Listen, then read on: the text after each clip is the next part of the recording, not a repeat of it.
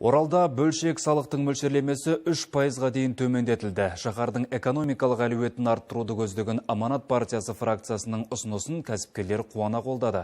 Бұған дейін кәсіпкерлер бизнесін бірнеше нүктеге бөліп көрсететін, өйткені табысы көбейген сайын салық та көбейетін.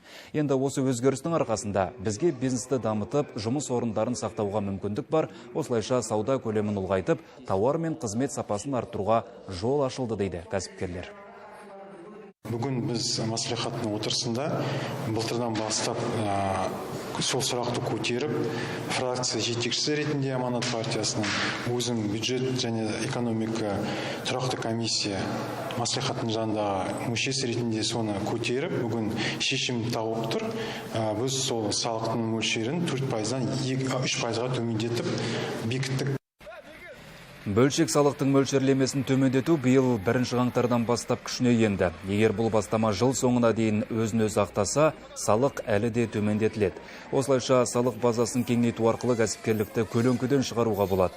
Бұл өз кезегінде қала бюджетінің кірісін 10-15%-ға ұлғайтуға мүмкіндік береді.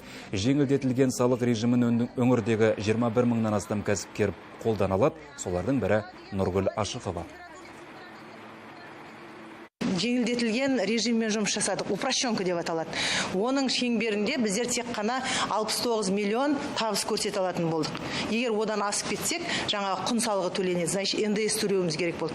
Қазір мынау бөлшек салықтың кәсіпкерлерге тиімділігі біздер деген 2 миллиард 70 миллионға дейін кірісі табыс көзін көрсете аламыз.